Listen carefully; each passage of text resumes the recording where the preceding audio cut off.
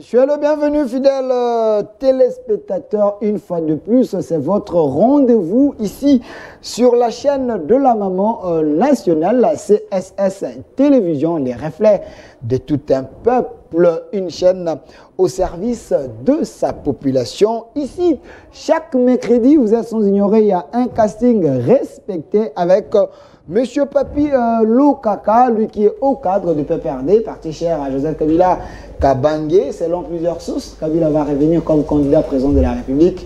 Il n'y a aucun empêchement sur le plan constitutionnel. Monsieur Papi Lokaka, c'est le bienvenu. Merci infiniment. De l'autre côté, nous avons la présence de Maître Gédéon Kolela. Il est éclectique, il est de l'Union sacrée. Maître Gédéon Kolela, c'est le bienvenu. Merci beaucoup et je profite de l'occasion pour saluer mes collaborateurs et surtout Monsieur Papi Katanga, que je vis à Lubumbashi. Je pensais qu'il continue à être à Lubumbashi. Bon, comme il est de retour, vous savez, les voyages c'est un risque. Hein? Quand les gens pensent que c'est des copilances et tout ça, mais les voyages c'est un risque. Je salue aussi sa présence.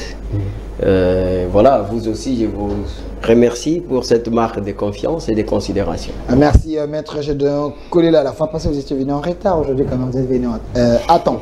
Alors, de l'autre côté, nous avons la présence du doyen. Lui s'appelle Monsieur Papi Katanga. Il est de la résistance Maï Maï. Il est également allié de l'UNC, parti cher à Vital Kamere, l'ancien directeur des cabinets.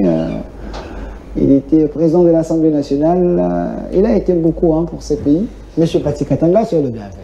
Merci beaucoup et je remercie mes co-débatteurs et aussi les téléspectateurs qui sont là nombreux à nous regarder. Voilà, merci vous également, les téléspectateurs. Je suis très bien accompagné ce matin avec monsieur Andrika derrière la caméra et monsieur Eric à la régie finale.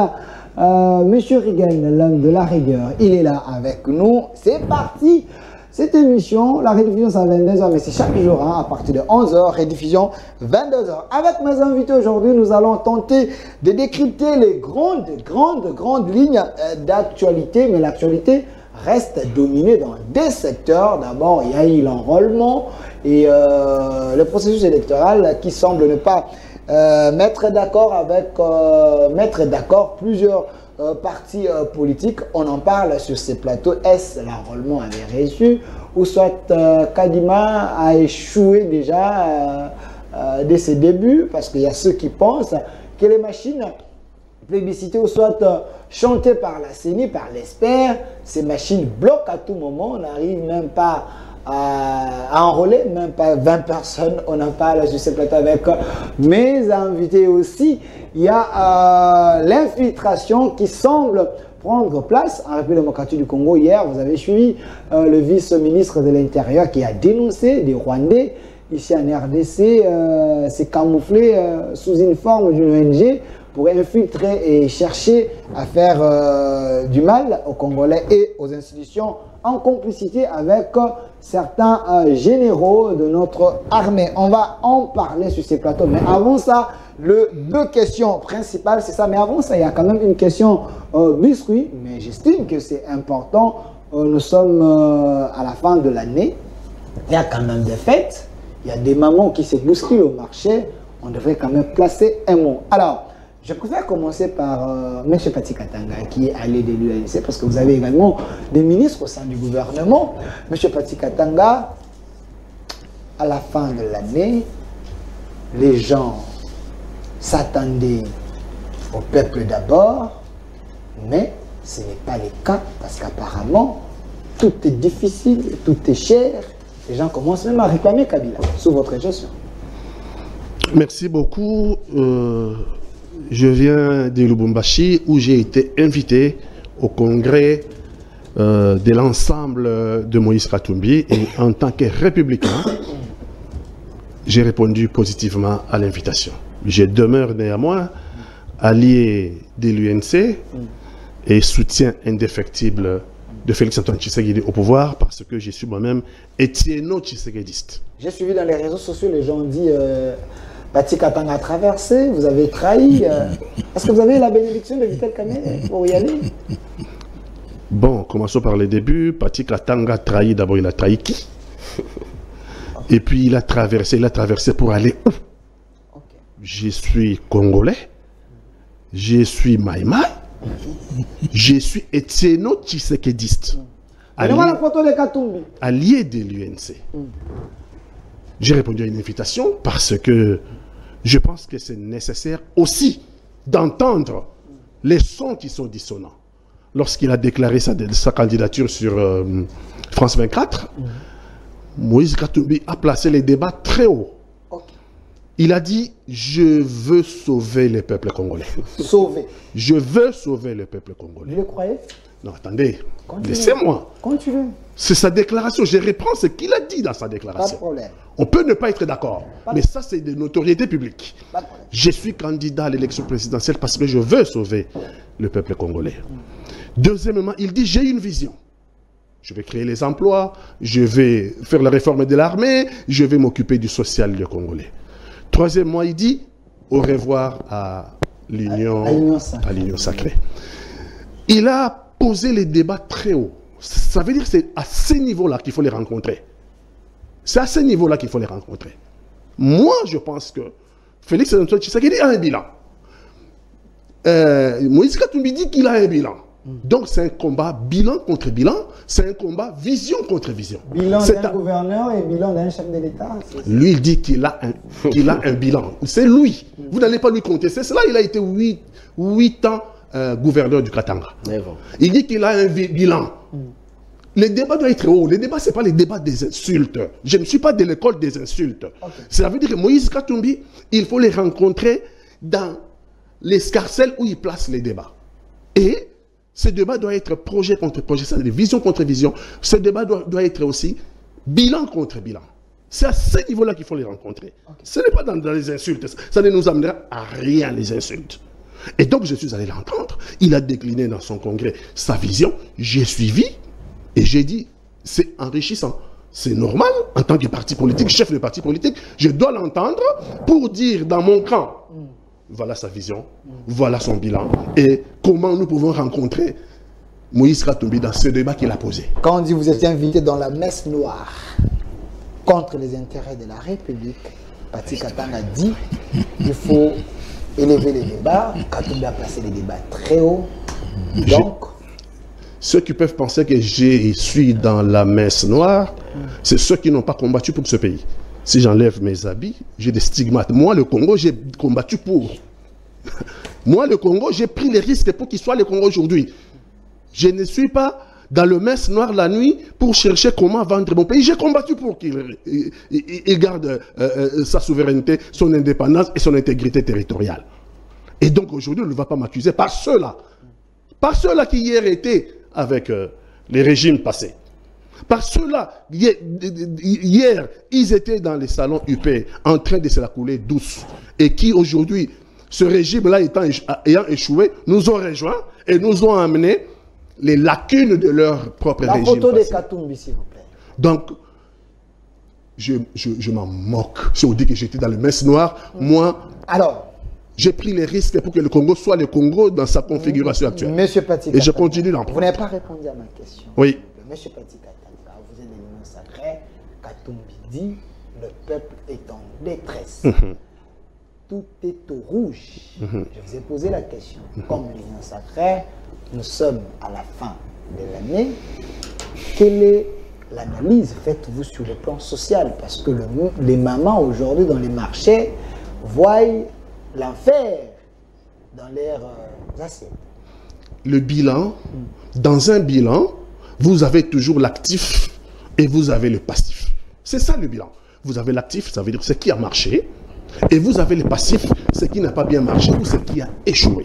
Dans ce bilan-là de Félix Antoine Tshisekedi, il y a les choses positives et il y a des choses qui n'ont pas marché. Si nous regardons sur le plan de l'économie nationale, aujourd'hui nous avons une réserve d'échange avoisinant plus de 5 milliards de dollars. On ne l'a jamais eu. Aujourd'hui nous avons un budget national qui va au-delà de 16 milliards de dollars. On ne l'a jamais eu. Mais en contrepartie, le peuple ne se retrouve pas dans son assiette. Donc Katumbi a raison. Il ne s'agit pas pour moi de dire qu'il y a raison, qu'il y a tort. Moi, j'ai fait aussi un constat. Je suis congolais et je réponds justement à cette question-là. Le peuple, c'est pouvoir se retrouver dans son salaire, pouvoir se retrouver dans son assiette, pouvoir se retrouver dans le paiement de Minerval des enfants. Je constate, malgré l'embellie économique qui est réelle et vraie, il reste un travail de titan à faire pour Félix Antoine Tshisekedi de placer les social du Congolais au cœur de son action. Merci. Donc aujourd'hui, les social du Congolais, c'est vrai, le panier de la ménagère pose problème. Voilà. Katumbi, on peut lui donner 10 par rapport à cette question en écoutant votre réponse. Donc, les sociales ne marchent pas. Les sociales ont un problème aujourd'hui, n'a pas encore rencontré l'embellie économique, n'a pas encore rencontré l'embellie sociale. Merci. Monsieur Papi Lokaka, au cadre du PPRD, parti cher à Joseph Kabila, Kabangué, l'âme qui est réclamée pour repostuler ou soit poser sa candidature. Êtes-vous d'abord convaincu que l'homme, s'il revient, il peut faire mieux que ce qu'il avait fait avant? Et aussi, la question du social, quel est votre regard sur les sociales actuelles des Congolais? Oui, je vous remercie. Je salue mon cher aîné Pati Katanga, très intelligent et maître Gédéon. Vous savez, je prends un peu le social. Okay. C'est quand mon cher aîné Pati parlait de on a échoué, je me dis, est-ce que il n'a pas pensé à ce que moi j'avais lu de Charles Djougou Simba à l'époque du maréchal, hein? On a échoué sur les Balilois, un petit roman là, avant la chute du régime du maréchal.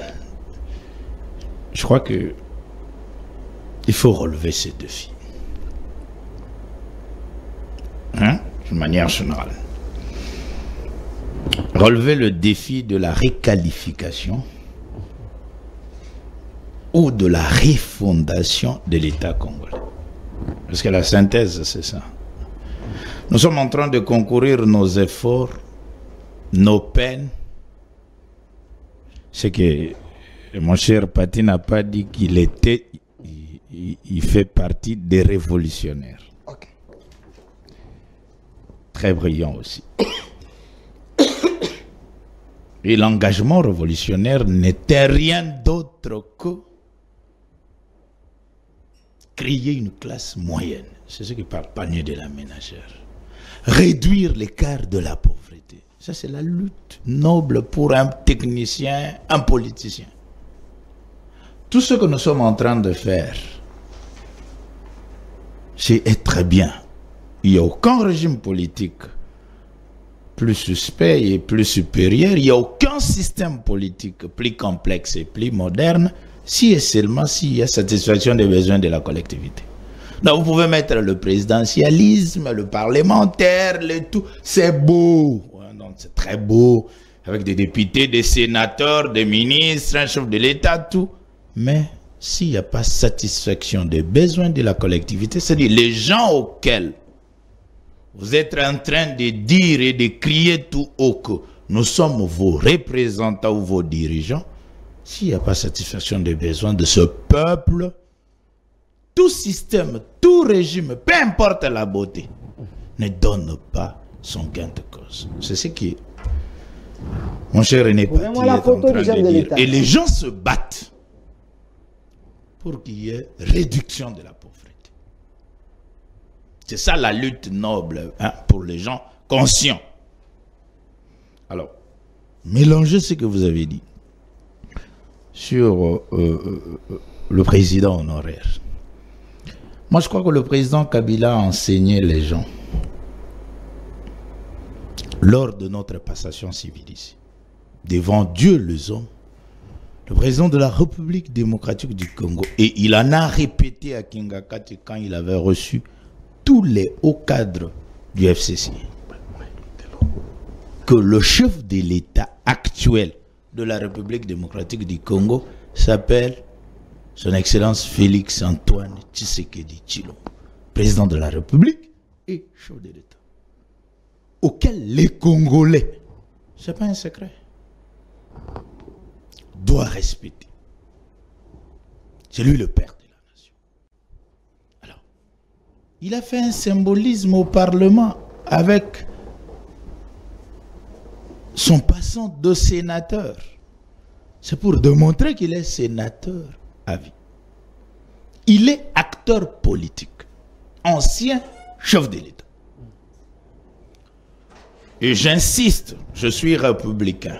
Jusque-là, il n'y a pas appel à la candidature à la magistrature suprême par l'État congolais. Et donc, nos ambitions, si on est républicain, ce n'est pas le moment. Mais la question est aussi de savoir sur le plan constitutionnel, le Kaka, parce que la question crée trop de tensions dans la classe politique. Katumbi s'est prononcé. Est-ce Kabila, comme il est réclamé, on a vu des vidéos, est-ce qu'il peut se représenter? C'est ça la question. Parce que... Je vous remercie. Je vous réponds très simple. Vous savez, le président Kabila, à l'époque, chef de l'État, a libéralisé le secteur de la communication. Vous savez, sous d'autres cieux en Chine, tous ces genres de systèmes, tweet, TikTok, tout ça, parce que la communication aussi amène un sous-développement. S'il n'y a pas l'autorité régulateur de la communication, il suffit que 4 personnes se retrouvent en train de tweeter et vos tweets là constituent toute une vie d'un peuple. Nous ne pouvons pas être distraits face au principe. C'est-à-dire, tout Congolais a l'obligation civique et patriotique. Ce n'est pas que le président honoraire Kabila ou encore le président Moïse Katumbi d'ensemble, ou Fayoulou et tout. Matata et les autres. Y compris Pati Katanga et Lokaka. Tout le monde a l'obligation de postuler dans les échéances futures. Mais en respectant le loi de la République.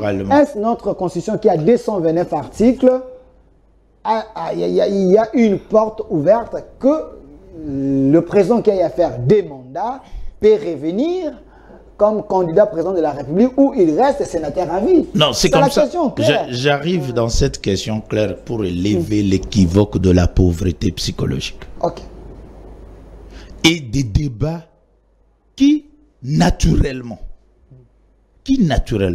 détruit notre société. C'est le débat à la présidentielle.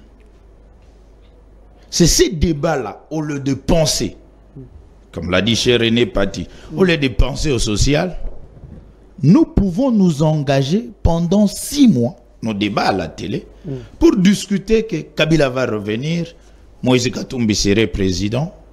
Écoute, quand quelqu'un est sénateur, ancien gouverneur, de père ou de mère, parce que c'est le seul pays où quand quelqu'un était élu député, national ou gouverneur, ce n'est qu'après on réclame les nationalités. C'est par absurde. Donc quelqu'un est déjà devenu homme d'État dans votre pays, et après vous allez dire que non, il n'était pas congolais. Bon, c'est absurde. Ce sont des débats. Mais il peut se prononcer. Mais cela ne va pas déranger, j'insiste. Sénateur à vie, c'est un politicien, non? Quand quelqu'un est sénateur, c'est un politicien. Même s'il n'est pas sénateur, il est citoyen. C'est un politicien. Il peut ou ne pas. Mais le moment opportun, il peut se prononcer. Et quand il se prononce, il dépose sa candidature. Il y aurait une commission pour valider. Donc, je me dis ceci. Pour éviter que nous ne puissions pas normaliser notre société dans le bon fonctionnement, ce ne sont même pas les débats qui vont déranger le fonctionnement régulier. Merci, M. Papilo Kaka. Je vais revenir vers vous. C'était juste la première question, Biscuit. Mais Maître Gédon a aussi le droit d'avoir son temps d'antenne par rapport à cette question. Mais je demande à mes invités de lever une fois de plus ces débats parce qu'il y a autant de personnalités qui sont en train de nous suivre. Les débats doivent se faire dans le respect mutuel, argument contre argument. Je sais que c'est le cas avec les têtes bien faites qui sont ici avec moi. Maître Gédéon, je précise que vous êtes des lignes sacrées. La première question, où en êtes-vous avec le peuple d'abord au mois de décembre? Tout est cher. Qu'avez-vous fait? Et aussi, la deuxième question, la candidature de Katumbi, oui. Et si Joseph Kabila a pu postuler encore, vous nagez souvent dans les lois. Edith, quoi comprendre?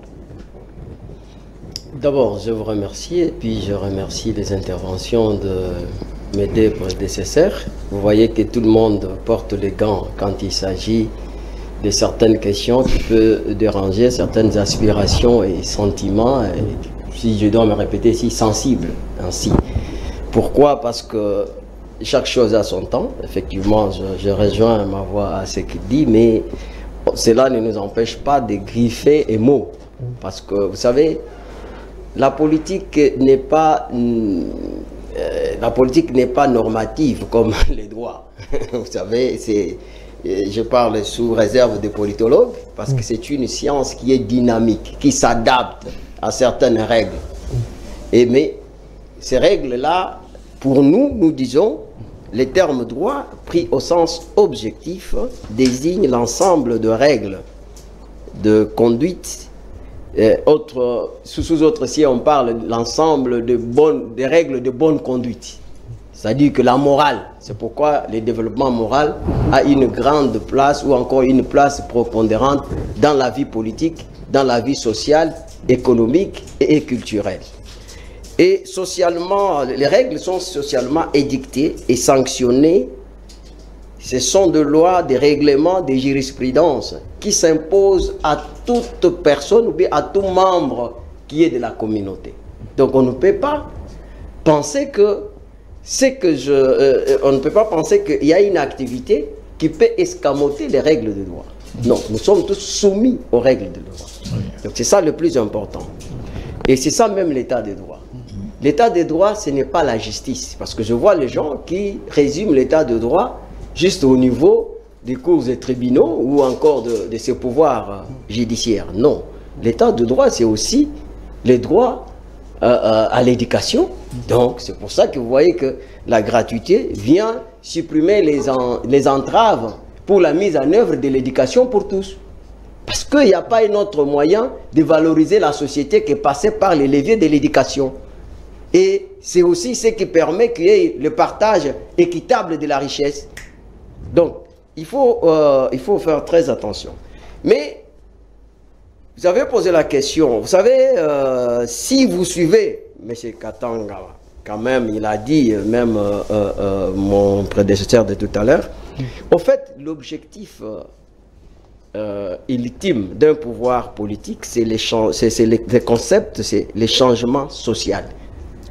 C'est comme toute transformation durable ou encore observable dans le temps, qui affecte d'une manière qui ne soit pas provisoire ou qui ne concerne pas une classe donnée, mais ça affecte toute une structure pour le fonctionnement collectif, donc d'une collectivité donnée. Et ça modifie les cours de l'histoire. Il faut savoir que lorsqu'on parle d'un changement, ce n'est pas du jour au lendemain. Parce que la Chine dont on parle aujourd'hui, hier, on ne parlait pas de la Chine. La Chine était esclave du Japon. Mais aujourd'hui, la Chine est comptée parmi les 5 puissances. Et il arrive même à siéger dans le Conseil de sécurité. Alors qu'avant, ce n'était pas ça. Donc c'est possible qu'avec le Congo, qui hier était foulé aux pieds par le Rwanda et consorts, et que demain nous devenons une grande puissance. Et c'est possible. Et c'est pour ça qu'il ne faudra pas. Je ne voudrais pas, je suis en train d'éviter quelque chose parce que les Congolais, nous avons un problème de concept. Lorsqu'on vous pose la question sur les bilans, il a bien dit, dans les bilans, il y a les actifs, il y a les passifs. Et quand vous dites que non, le bilan est chaotique, non. C'est pas sérieux, c'est pas honnête, ou encore on ne comprend pas le concept bilan. Parce que c'est comme aujourd'hui, si quelqu'un vous dit, non, le bilan de Kabila a été chaotique. Non, papa, soyons sérieux. Nous avons étudié dans ce pays, nous avons étudié les 2 chambres bicamérales, sur papier, mais on n'a pas pu vivre, pas palper ça. Mais Joseph, malgré le mal et tout ça, aujourd'hui, nous avons les 2 chambres bicamérales, nous voyons comment ça fonctionne. Mais nous les avons étudiés sur papier. sais pas si vous comprenez. Donc, c'est-à-dire que l'État qui n'existait pas autrefois, sous forme républicaine, l'État a existé avec Kabila. Vous comprenez un peu? Vous ne pouvez pas dire que Mobutu n'a rien fait pendant qu'il avait donné toute sa vie pour restaurer la paix.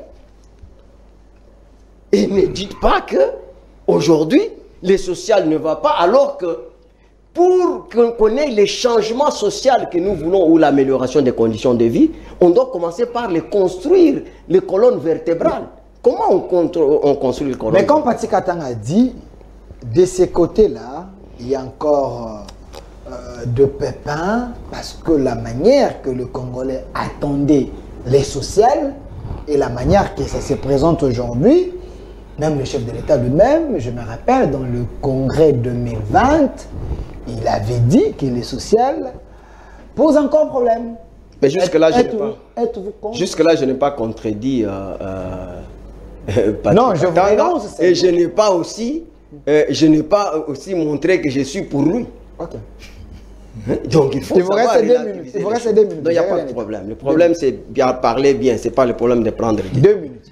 Donc je suis en train de vous démontrer que le préalable majeur pour une croissance et création d'emplois, parce que l'emploi, c'est la seule condition qui améliore les conditions de vie de quelqu'un. C'est d'abord l'assainissement des finances publiques et la maîtrise des cadres macroéconomiques. Okay. Et qu'aujourd'hui, Félix Tshisekedi, il est le premier président à nous démontrer comment on peut créer la richesse, en commençant par l'assainissement des finances publiques. Et qu'aujourd'hui, parce qu'il faut aussi féliciter que dans ce pays, Mouzé nous a laissé un pays sans presque budget. 1 plus 4 est venu avec 800 millions. C'est avec Mouzitou que nous sommes allés jusqu'à 4 milliards. Mais aujourd'hui, nous avons quitté de 4 milliards à 16 milliards aujourd'hui. Les retombées. Mais non, mais je vous dis, mais vous n'allez même pas me poser cette question parce que je vous ai dit que les concepts de changement ou développement social, c'est observable dans les temps. La Chine n'a pas commencé. Le régime, c'est un régime de promesses. Non, c'est pas. Non, il n'y a pas de politique en moyen terme. Oui, il y a un moyen terme. C'est pour ça que lui-même vous a dit. Aujourd'hui, si vous voulez qu'on aille comme ça, nous voulons réfléchir d'une manière académique, scientifique. Mais vous voulez nous amener dans le débat où je dois venir ici vous dire que non, Tshisekedi a trouvé un soldat qui touchait à 100 000 francs. Aujourd'hui, il est à 360 000. C'est ce que vous voulez. Même les 360 000, il y a une augmentation. Mais les 360 000 n'arrivent pas à résoudre le problème des soldats. Donc c'est pourquoi je vous dis ici que dire que Tshisekedi, il n'y a pas l'amélioration des conditions de vie, c'est mentir. Merci. Mais dire que non, le peuple a retrouvé son salut, c'est aussi donc exagéré. Merci. Mais donc il faut comprendre. C'est exagéré. J'ai noté. Merci. Merci. Oui. Je vais revenir vers vous. Je vais revenir vers vous parce que vous avez épuisé vraiment vos minutes. Évoluons. Si vous pensez qu'il y a les arriérés à payer, vous pouvez le faire. Mais Monsieur Pati Katanga, parce que c'est l'actualité. Aussi, vous avez suivi le vice-ministre de l'Intérieur dénoncer l'infiltration des agents rwandais ici en RDC sous une forme d'une ONG. Ça vous dit quoi? Vous êtes un résistant, hein? Maï Maï. Le Congo est si faible pour que les infiltrés prennent place comme ils veulent. L'infiltration, je vais y arriver, mais je rencontre d'abord les coordinateurs sur les questions fondamentales qui nécessitent explication. D'abord sur la candidature, vous avez posé à mon jeune frère Lokaka sur la candidature de Joseph Kabila. Je veux aussi parler. Nous avons un précédent aujourd'hui. Il y a eu d'autres précédents. Aujourd'hui, c'est le Brésil. Hein, le président Bolsonaro a fait... Pardon, le président Lula. Le président Lula a fait 2 mandats. Il est parti. Il y a eu Dilma Youssef qui est venu faire un mandat. Et puis, il y a eu l'époque de Bolsonaro qui vient de faire un mandat. Et aujourd'hui, Lula est revenu et a posé sa candidature. Aujourd'hui, Lula, c'est le président de la République. Il va prêter serment dans quelques jours, je crois. Est-ce que nous avons les mêmes constitutions? Non, nous n'avons pas les mêmes constitutions. Mais j'ai dit tout simplement que je fais du droit comparé. Il n'est pas interdit de regarder ce qui se passe ailleurs. Parce que nous sommes dans un monde globalisé. J'ai tout simplement fait un droit comparé. Et ce droit comparé, vous pouvez aussi le retrouver dans d'autres pays. Dans ma conception des choses, seul le peuple est le censeur. Celui qui peut censurer négativement ou positivement, c'est le souverain primaire. Les candidatures sont légitimes, les ambitions sont légitimes, pour autant qu'elles répondent à la loi. Et le premier à interpréter la loi, au premier niveau, en ce qui concerne les élections, au premier niveau, c'est la CENI qui valide les candidatures. Au deuxième degré, c'est la Cour constitutionnelle. C'est à ces deux institutions qu'on a confié ce devoir, pas au peuple. Pas à chacun qui doit dire, parce que je ne l'aime pas, il ne doit pas être candidat. Parce que celui-là nous gêne. Le peuple est censé veiller sur nos lois pour que les gens n'aillent pas au-delà et aussi rester vigilants. Que dit nos textes? Nos textes disent que les anciens présidents deviennent des sénateurs à vie. Point. On n'a pas dit qu'il est interdit. Le texte ne le dit pas. Le texte ne dit pas expressis verbis. Il leur est interdit de déposer une candidature. Moi, je vais les battre dans les urnes. Moi, je pense que Félix Antoine Tshisekedi a un mandat, a un bilan. Et que ce bilan mérite d'être défendu par un débat républicain. Et je pense que, comme en français on dit, à vaincre sans péril, c'est triompher sans gloire. Il faut laisser les candidatures, les ambitions s'exprimer. Il faut avoir un débat républicain. Et que le peuple est le peuple seul. S'exprimer, mais pas en violation de nos lois. Non, je ne dis pas en violation de loi. Que le peuple est le peuple seul. Le peuple est le peuple seul, souverain primaire. Devant les urnes, fasse le choix de celui qui doit devenir président de la République. Et je pense, moi, que le président de la République, Félix Antoine Tshisekedi, a un mandat. Le président de la République a un mot à dire aux Congolais. Je pense qu'il faut avoir en face des candidats avec qui nous aurons un débat républicain. Mais on ne peut pas censurer les gens. Quand vous dites ici que les social ne marchent pas, ce n'est pas aussi une manière quand Katumbi dit moi j'ai un bilan à présenter. Est-ce qu'il ne faut pas éviter que le pire arrive? Parce qu'il y a déjà un échec dans Messieurs les journalistes, il y a déjà un échec. Ce qui nous reproche le peuple congolais, c'est le mensonge. Je ne veux pas verser dans le mensonge. J'ai très bien dit que l'embellie sociale, l'embellie économique que nous observons aujourd'hui n'a pas encore rencontré l'embellie sociale. Je ne vais pas être menteur. Moi, j'ai des amis qui vont au marché. Je ne vais pas être menteur. Mais ce qui compte pour Félix Antoine Tshisekedi, c'est la perspective. Nous sommes en train de franchir des étapes. L'homme des promesses. Non, pas forcément les promesses. Les promesses.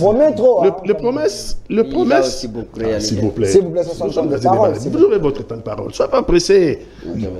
Vous n'allez pas être plus tshisekediste que moi. Donc, les promesses sont là pour être rencontrées dans la réalité. Mais il faut aussi un timing de préparer économiquement le pays pour rencontrer ces promesses. Mais attention, là où nous devons faire attention, c'est que en 5 ans, vous devez présenter un bilan que le peuple va valider positivement ou négativement. Bolsonaro, le président Bolsonaro du Brésil, vient de faire un seul mandat, censuré négativement aux urnes par le peuple brésilien. Nous avons vu aussi en Zambie. Il ne faut pas dire, le peuple va attendre ad vitam aeternam pour voir ces promesses-là se réaliser. Il faut qu'il y ait un timing raisonnable pour le peuple congolais. Et les constitutionnalistes ont voulu que tous les 5 ans, qu'on revienne devant le peuple et qu'on se justifie son bilan. Et donc Félix Antoine Tshisekedi, dans une année, il sera devant le peuple pour faire valider son bilan et le peuple dira s'il est positif ou s'il est négatif. Avant la question de l'infiltration, ça passe. Hein? Et quelqu'un m'avait dit, Delphin, s'il vous plaît, posez cette question à M. Patrick Katanga. Il n'a pas commencé la politique aujourd'hui. Ce n'est pas un homme qui caresse les gens. S'il faut dire la vérité, lui, il dit, on dit l'UNC n'est pas sincère avec Tshisekedi. Est-ce vrai? Il faut me donner des éléments. Il ne faut pas ramasser les choses dans la rue. Non, moi, je pose les questions. L'UNC n'est pas sincère. Vous êtes allié de l'UNC. C'est une question directe. Oui, l'UNC n'est pas sincère avec le président de la République par rapport à quoi? Par rapport à quoi? Vous avez un discours. Vous voulez mon honnêteté? Les opposants un peu. Je suis un homme honnête et je n'aime pas les mensonges. Nous avons signé l'accord de Nairobi. Et l'accord république, tout le monde l'a vu. Tout le monde le connaît, cet accord. OK? en politique, la crédibilité. C'est pas un accord privé, c'est un accord politique entre deux camps politiques. UNC est allié et UDPS est allié. Et nous avons créé Cap pour les changements en 2018. C'est ce mouvement-là qui est allé sur le terrain se battre pour ramener le mandat, pour donner à Félix Antoine Tshisekedi le mandat qu'il a aujourd'hui. C'est ce camp-là qui s'est battu. Et dans l'accord de Nairobi, il y avait un certain nombre d'engagements à respecter. Et aujourd'hui, la crédibilité de l'homme politique, c'est de savoir respecter les engagements politiques. En ce qui concerne l'accord de Nairobi, aujourd'hui, vous voulez reprocher à Vital Kamerhe quoi? Il a rempli sa mission et continue à remplir sa mission conformément à cet accord jusqu'en 2023. Donc, vous voulez qu'il soit... C'est à Tshisekedi aussi de remplir sa part de... Ça va de soi. L'accord a été signé entre deux camps, UDPS est allié, UNC est allié. Nous sommes dans l'UNC est allié. Et donc, nous avons eu l'accord de Nairobi, qui était un accord politique. C'est un engagement politique qu'il faut respecter. Et aujourd'hui, Vital Kamerhe, il attend que ce contrat, cet accord ait au moins atteint une moyenne de 50 à 60% de... Merci, donc, merci. Ne faites pas à Vital Kamerhe un procès qui ne le mérite pas. Merci. Maintenant, l'infiltration. Vous avez dit que ce n'est pas un accord privé, c'est un accord politique. C'est un accord politique. L'autre camp est censé respecter cet accord. Nous avons signé ce camp et nous avons rempli nos engagements parce que le candidat numéro 20 a été élu président de la République. C'était la mission à signer à cet accord. Nous avons les bâtis et les autres qui sont et en contrepartie, nous attendons. Nous avons les bâtis et les autres qui sont maintenant dans les bateaux. Ça devient difficile. C'est une confusion. Lorsque vous dites nous avons les bâtis, nous avons les autres. Non, s'il vous plaît, recadrons les débats. S'il vous plaît, recadrons. Non, c'est pas honnête de dire ça. Recadrons les débats. Lorsque nous signons l'accord, Félix Antoine Tshisekedi n'est qu'un candidat. Il n'est pas président de la République. Lorsque nous signons l'accord de cash de Nairobi, l'objectif, c'est d'emmener le candidat numéro 20 à l'élection présidentielle. C'est la mission assignée à cet engagement. Et nous avons rempli notre devoir, nous, UNC et alliés, parce que le candidat numéro 20 a été élu président de la République, conformément à l'accord de Nairobi, comme nous avions placé nos ambitions. Et c'est normal, nous sommes en politique. Il y avait des engagements à respecter. Et donc, je pense, Vital Kamerhe, s'il est muré aujourd'hui dans son silence, il attend le moment venu pour évaluer l'accord. Merci. Et ne dites pas qu'il est suspect par rapport à quoi? La question de l'infiltration, il y a trop de questions sur ça, vous risquez de terminer l'émission. La question de l'infiltration, s'il vous plaît. Écoutez, les ministres de l'Intérieur... Vice-ministres de l'Intérieur. Il y a les vidéos, il y a un point de presse, il y a eu des Rwandais qui ont créé une ONG ici en RDC. Ils ont même acheté les espaces à côté de l'aéroport de Djili. Ils sont en bougement un peu partout. Ils ont une mission de inverser ce pouvoir. Le point de presse existe. Ces Rwandais, avec des vidéos, ils ont témoigné. Et les ministres de l'Intérieur font quoi? Puisqu'ils découvrent un complot qu'on peut assimiler à un coup d'État, si je comprends. Oui. Mais les ministres de l'Intérieur a fait quoi? Il devait faire son devoir, non? C'est de les arrêter immédiatement. Non, c'est pas ça. Ils découvrent ce que ils découvrent qu'il y a un coup d'État en gestation, de renverser les... Le Congo est en danger avec... non, avant d'arriver, le Congo est en danger. Nous devons épargner ce danger du Congo. Lorsqu'ils découvrent ça, moi j'aurais souhaité qu'on nous présente ces infiltrés. On les a présentés? Qu'on les a arrêtés. On les a arrêtés. Alors, si on les a arrêtés... Les images existent. Ok. Ça ne date pas d'aujourd'hui, cette histoire d'infiltration. Les ministres de l'Intérieur veulent nous donner l'impression que c'est aujourd'hui qu'ils découvrent. Il faut mettre nos services de sécurité dans les conditions d'empêcher. Nous avons fait le choix de la démocratie. Nous, Congolais, nous avons fait le choix de la démocratie. Et donc, le coup d'État n'a pas sa place dans une démocratie. Dans une démocratie, c'est le peuple qui est souverain, qui donne le mandat ou alors qui sanctionne négativement. On n'a pas à nous renverser. Et par contre, nous sommes un pays en danger. Nous sommes un pays en danger parce qu'un pays menacé dans son existence en tant que nation. Et donc, les services de sécurité doivent faire leur travail, mais il faut les mettre dans les conditions. Il faut leur donner le moyen qu'il faut pour préserver la République de ces genres d'aventure. Voilà, merci M. Patrick Katanga, vous m'avez consommé plus de 13 minutes, mais c'était important ce que vous étiez en train de dire pour la nation. Alors M. Papi Lukaka, vous êtes au cadre du PPRD, la RDC, en écoutant M. Papi Lokaka, l'infiltration n'a pas commencé aujourd'hui. Et quand vous voyez le vice-ministre de l'Intérieur dénoncer cela, présenter ces étrangers rwandais qui voulaient faire du mal aux institutions, ça vous dit quoi? On reproche, vous, l'ancien régime, d'avoir favorisé cela, parce qu'à l'époque, les services rwandais pouvaient même sillonner toute la République sous votre bénédiction. Oui, je vous remercie sincèrement. Vous savez, l'autre fois je parlais ici nous n'avons pas un service de sécurité d'intelligence. J'assume personnellement cette réflexion. Nous avons une agence. Nous avons une agence de renseignement. Une agence. Et au sommet de l'État, nous avons un conseil national. Je dis bien, j'insiste. Je me suis spécialisé d'étudier la sécurité. Donc, entre parenthèses, nous avons un conseil national de sécurité.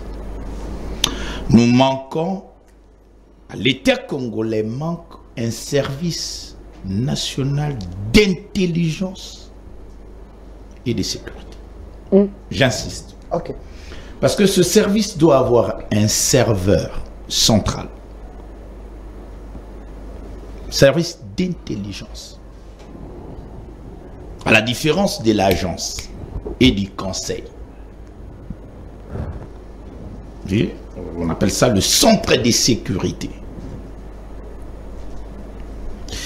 Vous parlez de l'infiltration, moi j'évite parce que il y a une image qui m'a touché lors des obsèques du feu Mandela Madiba. Barack Hussein Obama, président des États-Unis, il entre dans le stade et le protocole d'État sud-africain annonce l'entrée d'un fils digne africain. Il se retrouve dans la terre de ses ancêtres alors qu'il est président des États-Unis d'Amérique et porteur d'un nom africain. Obama, non?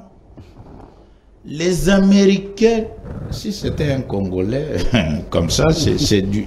Je ne sais pas s'il y aura des morts. Aucun Américain n'a fait ça un problème. Il partait au Kenya natal aussi. Pourquoi? Parce qu'ils ont un service d'intelligence qu'on peut placer que ce soit au sommet de l'État, mais ça ne dérange pas les intérêts des Américains. L'administration, il est contrôlé à tel point qu'il ne pouvait... Malheureusement qu'il a pu récompenser Uhuru Kenyatta, parce que son père fut ministre des Finances de Jomo Kenyatta. C'est à son règne qu'il a récompensé quand même son frère d'être président du Kenya, par la géostratégie de lobbying. Okay. Mais ça n'a pas dérangé les Américains pour dire qu'il a un nom du Kenya, il ne peut pas être président de...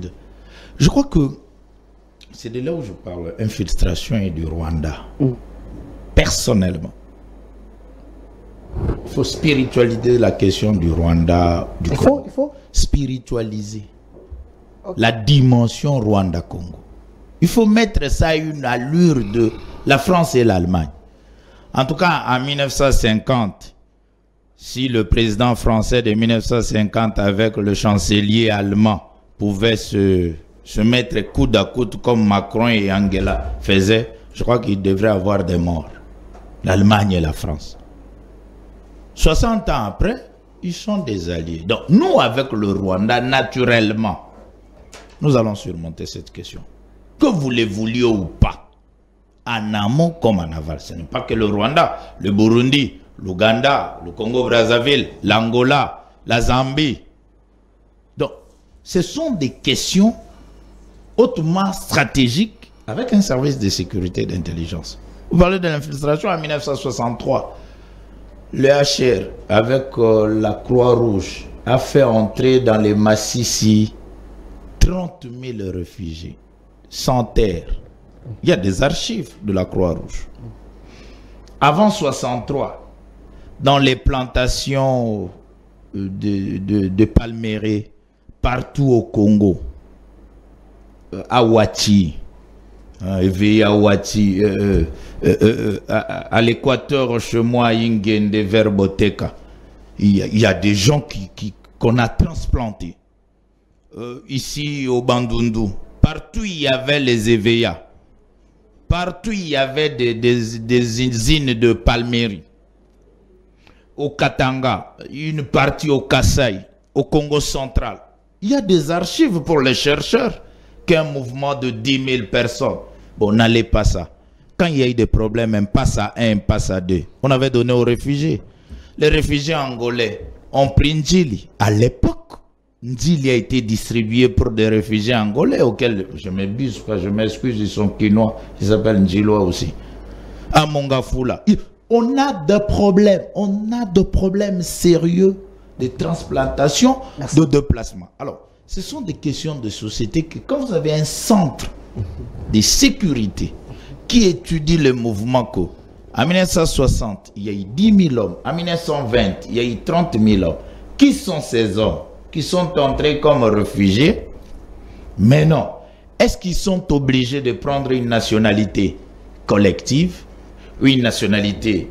Quelle est la manière d'acquisition des nationalités? Parce que les Belges qui sont venus au Congo, qui sont devenus Congolais, ne posent pas un problème. Il y a encore dans les élections ici, je viens Libanais là, d'origine, candidat député national à la Lukunga. Comment il a eu la nationalité? C'est question. Non, je suis à votre. Attends.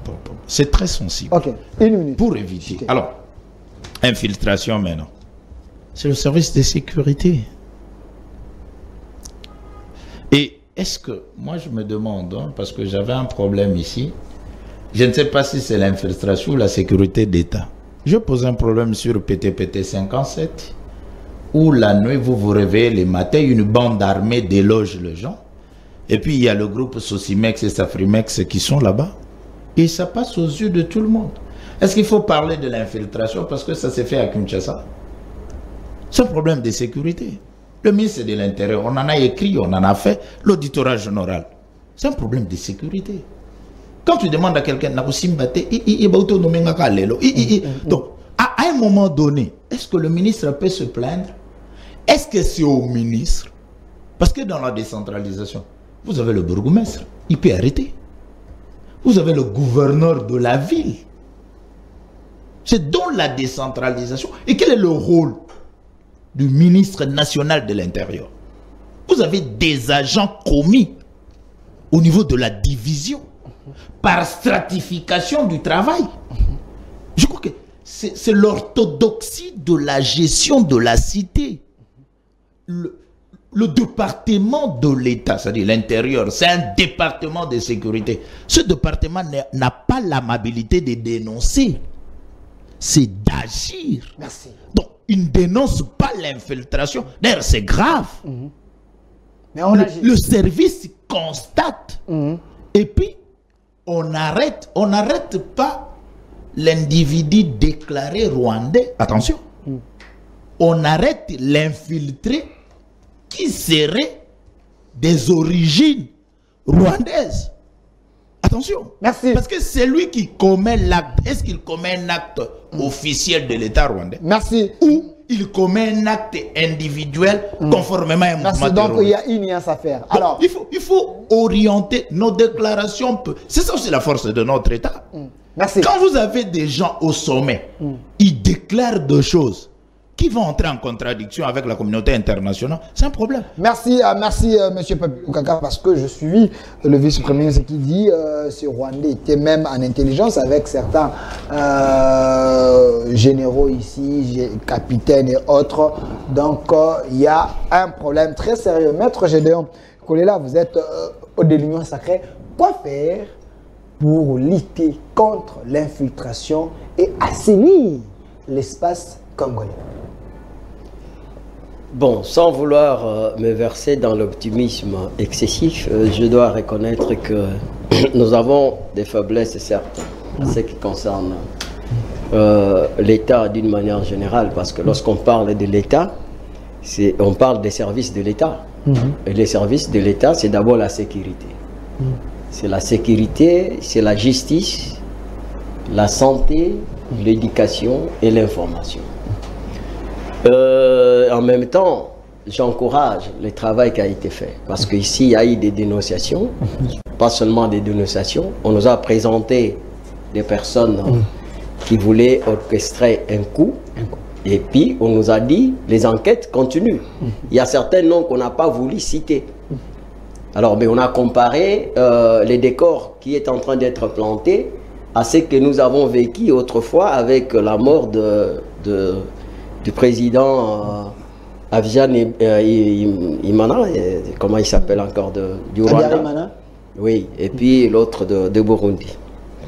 Et ces gens, on les a présentés, on les a posé quelques questions. Moi, j'ai suivi personnellement. Donc, ils ont répondu.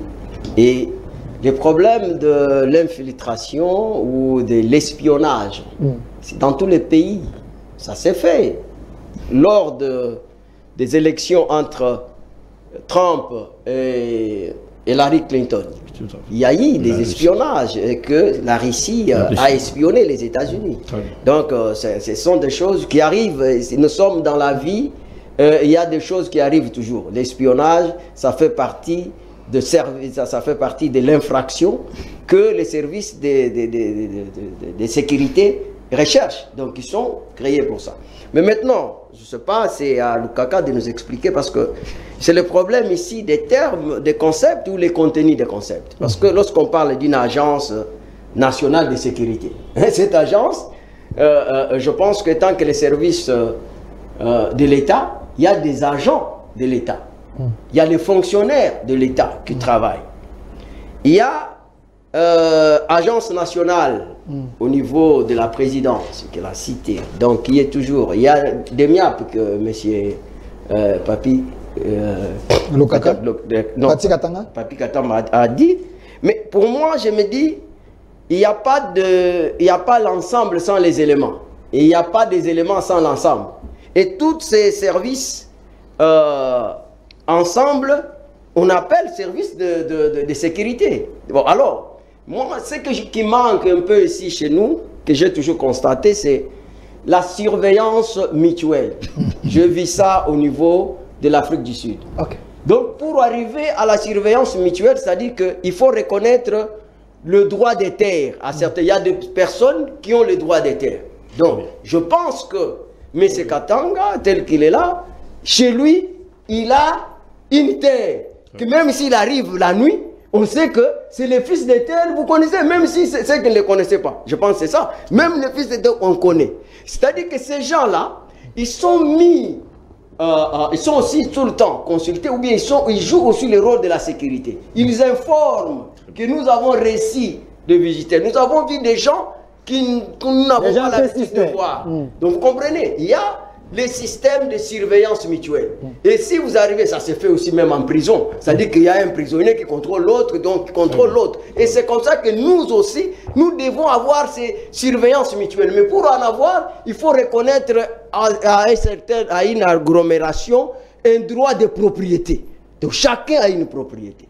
Donc vous comprenez, la sécurité n'est pas seulement des services ou les gens qui travaillent, et les citoyens, c'est pourquoi on nous dit toujours, soyons vigilants. Il faut être vigilant. La vigilance, là, c'est-à-dire que nous ne pouvons pas aussi être des hommes sans morale qui peuvent, en coup de billet, comme on entend les troubles qui sont en Kwamouth, il semble qu'il y a des gens qui ont vendu des portions de terre aux éleveurs. Maintenant, c'était pour résoudre le problème de la faim. Mais aujourd'hui, à la fin, il s'ajoute un problème de l'insécurité qui est plus que le problème de la faim. Ils n'ont rien résolu. Par contre, ils ont créé un problème. Donc, voilà ce que je voulais dire. Bon, avant que j'entende l'autre question, je voulais quand même dire quelque chose. M. Katanga parle de l'existence d'une création d'un accord qui découle de la volonté de ceux qui l'ont créé. Et c'est là... Un accord politique. Oui, cet accord politique s'exécute que de bonne foi. Et alors, cet accord aussi peut être aussi revu.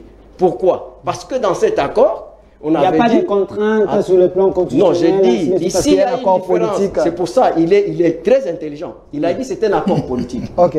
Parce que si ce n'était pas un accord politique, pour maintenant résilier ce contrat, on n'allait pas, d'accord, on ne pouvait pas résilier de plein droit.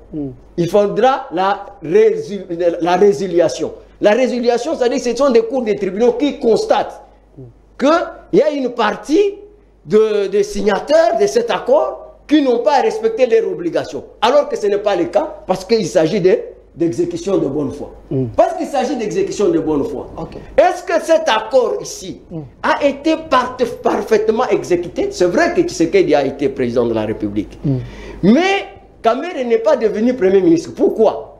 Parce que il y a eu une condition. La condition c'était que Kash puisse avoir la majorité. Donc déjà, il y a un problème avec cet accord. Vous voyez, cet accord qui est politique. Donc il faut que ceux qui l'ont formé puissent encore se retrouver pour dire, mais écoutez, nous-mêmes d'abord, cet accord n'a pas été parfait. Dans le sens où une partie de cet accord n'a pas été accompli, n'a pas été effectif. Directeur de cabinet, on a compassé peut-être. Oui, le directeur de cabinet n'est pas un premier ministre. Comprends? Moi, je suis dans. Mais quand même, il a géré, il a gagné l'argent de l'État. Non, ce n'est pas ça. Ce n'est pas ça. On a compensé par ça. Écoute, il insiste. Je vous dis que ce monsieur, non seulement il a l'expérience telle que vous dites, mais il est très intelligent. Et en intelligence, il insiste, il dit que c'est un accord politique. Il y a les non-dits. Donc, l'accord politique, c'est-à-dire qu'il insiste aussi, il vous dit que Kamere, c'est un partenaire privilégié, donc pas le moindre, excellent et permanent. C'est-à-dire que Kamere connaît l'origine de ce pouvoir. Kamere connaît les détails de ce pouvoir. Vous comprenez? Ce n'est pas quelqu'un qui, Tshisekedi, peut zapper. Non, c'est quelqu'un que Tshisekedi doit consulter. Même s'il y a les bâtis, même s'il y a les autres, donc... Mais moi, je suis dans les paroles de quelqu'un. Mais écoute, c'est lui qui vous parle de système politique. Moi, j'ai passé plus de 5 ans sur le banc pour apprendre la politique. Pas avec n'importe quel professeur, avec des gens comme les Olofio, avec... Donc, on vous parle de cours constitutionnels avec les Sambo, avec les... Vous voyez, Kalouba, il faut comprendre ce que lui est en train de dire. Maintenant, vous évoquez les cas de président Kabila. Bon, enlevons les noms de Kabila. Parlons d'un ancien président de la République. D'abord, il y a l'esprit de cette lettre. Le constituant de 2006, en limitant les mandats de président de la République de 5 ans, renouvelable une seule fois, ce n'était pas une clause de style, c'était le fruit d'une option politique. Le fruit d'une option politique? Oui, c'était le fruit d'une option politique qui a été levée. Lui, il connaît bien l'accord de Sun City, où on n'a pas voulu voir encore un seul individu, un Congolais à la tête du pays au-delà de 10 ans en se référant de Mobutu qui s'est fait éternel président. Alors, j'aime bien les études comparées, mais alors la comparaison, on a toujours dit, ce n'est pas raison parce que vous avez posé la question. Que dit les statuts et que dit plutôt la Constitution? C'est quel pays encore qu'on a parlé de nous là? Donc, Brésil. Brésil. Parce qu'il faut savoir, même la question qu'il a évoquée ici, entre parenthèses, de Obama, pourquoi ça n'a pas fait un problème? Parce que on devient américain par Youssoli. Et si vous regardez même l'histoire de ce pays-là, il n'y a pas un Américain d'origine comme moi, lui il est Mungala, comme moi je suis de Sud Kivu, et que, donc, non, mais nous sépare le sang. Vous comprenez? La différence là, donc ça dit qu'il n'y a pas un Américain qui peut dire que tout ça. Il n'y a pas un Français, non. Les Français, vous allez voir que, moi je suis resté en Europe, tu sais. Donc, les Français, vous allez trouver que les gens qui sont venus de l'Allemagne, qui sont venus de l'Italie et tout ça, ce sont des immigrés. C'est un pays qui est construit par les immigrés. Là, vous allez trouver que la nationalité n'est pas une cache sec dans la mémoire collective comme le cas ici au Congo. Et surtout que nous avons les gens de loyauté partagée qui ont abîmé Vous voyez, des loyautés partagées, qui ne nous ont pas aidés, donc qui sont, je pense que vous avez compris, qui ne nous ont pas aidés, qui nous ont trahis. C'est pour ça que... Une minute, Chité. Donc je vais chiter, bon, comme je vous ai toujours dit, aujourd'hui je ne voulais pas me tirer avec vous à ces conseils. Donc en faisant de ces anciens présidents de la République sénateurs à vie, ce n'était pas aussi un simple souci d'oblivier à leur chômage. Comprenez? C'était pour leur permettre de ne pas encore envier des fauteuils. C'est pour ça qu'ils ont... Donc, oui, c'est-à-dire qu'on les a donné beaucoup d'avantages. C'est un homme d'État, il a évoqué ça. C'est un homme d'État qui a plusieurs avantages. C'est pour ça que lui-même, c'est pas pour rien, les gens n'ont pas jamais compris. Les gens de PPRD cherchent des problèmes à M. Kabila, alors que M. Kabila, il est intelligent. Non, mais je vais vous dire, c'est pas pour rien que vous trouvez Kabila, il est vraiment un aboyeur inaudible. Parce que, quand vous lisez l'article 6 qui organise la loi sur les anciens présidents de la République, donc ils ont droit aux réserves. Ils ne doivent pas faire... Kabila est arrivé à... 5 secondes. S'il vous plaît, 10 secondes. Il est arrivé une fois qu'il a fait le voyage pour arriver à Kolosi. Vous l'avez vu, il a plié le manche, il a couru. Vous savez ce que ça signifie? Parce qu'on communique en politique. Il dit, je suis encore fort. Mais quand il a pris le micro, il a dit quoi? Il a dit, non, non, je ne suis pas venu ici pour la politique. Je ne parlerai pas de la politique. Ce n'est pas encore le moment. Donc, c'est-à-dire, ça c'est un homme d'État. Il n'y a que les gens qui comprennent, qui ont l'oreille d'État, comme Papi Katanga, qui peut comprendre ça. Que, donc, ce monsieur, ce n'est pas pour rien qu'il est un aboyeur inaudible. Ce n'est pas qu'il ne voit pas ce qui se passe. Il sait qu'il est soumis à une loi. C'est pour ça, non, il est le seul qui comprend qu'il y a une incompatibilité congénitale dans les chefs des anciens présidents de la République. Donc, dû au caractère définitif des statuts leur donnés. Merci. Donc, il est le seul qui comprend. Oui, parce que c'est lui. Merci, merci. Je vous dis, son comportement. Merci, je vous dis, merci. On peut tout reprocher à Kabila. Ça, je veux vous dire. Et la crise de la plupart de la gestion de la chose publique dans plusieurs pays ici, c'est la minorité des hommes d'État. Merci. Merci, merci. Et ce monsieur-là, il est quand même un merci, merci, maître Gédéon Kolila. Vous avez compris ensemble avec moi que ce débat est tellement intéressant. Je donne la parole au doyen Pati Katanga, allié de l'UNC. Il est résistant Maï Maï. Parlons élection parce que il faut qu'on ait les élections. Kadima avait dit il y aura les bonnes élections apaisées. Donnez-moi la photo de Kadima ou de la CENI. Monsieur Pati Katanga, l'homme qui est ici derrière moi, les confessions religieuses, parmi le 8, il y a quand même 6 qui ont jeté l'air dévolu sur eux pour dire que c'est un homme compétent. Il a un CV vraiment musclé. Nous tous, on pensait qu'il y aura les bonnes élections et aussi un bon début de l'enrôlement. Il y avait l'enrôlement depuis le samedi. Quelle est votre analyse? L'homme vous rassure ou il y a maintenant les inquiétudes? Bon, comme d'habitude, je vais d'abord rencontrer... Payer les arrières. Bon, accord de Nairobi. Bah, un accord politique signé entre deux camps politiques, UNC alliés, UDPC alliés, avec l'objectif d'amener le candidat numéro 20 à l'élection présidentielle. Ça a été fait. Kamer est Premier ministre. Pourquoi il n'a pas été mon débatteur de gauche? Bah, il dit que parce que bon, on n'a pas eu la majorité. Je concède. Okay. Mais depuis combien de temps on a la majorité? Depuis combien de temps on a la majorité à l'Assemblée nationale et au Sénat? C'est pas plus de 2 ans maintenant, je pense, si je m'abuse. Mais la configuration a changé. Il y a attendez, laissez-moi d'abord évoluer. La configuration a changé. Quelle configuration? Maintenant que nous avons la majorité à l'Assemblée nationale et au Sénat, vous opposez à Kamere que la configuration a changé. Barati est venu, et Morso est venu, et ce groupe de... C'est frustrant, non? Mais non, non, s'il vous plaît, c'est moi qui dis. J'ai dit, hein? Alors, prenons l'hypothèse. Pensez-vous vraiment réellement que si le candidat numéro 20 n'avait pas gagné l'élection présidentielle, Bati nous aurait rejoint dans l'opposition. Mbosso nous aurait rejoint dans l'opposition. Il n'y a pas eu dans leur chef un problème d'opportunisme. Ça veut dire que Kamere, on ne peut pas maintenant rencontrer les engagements politiques contenus dans l'accord de Nairobi parce que les autres sont venus, alors que nous nous sommes battus pour amener le candidat numéro 20 au pouvoir. Arrêtez de nous frustrer.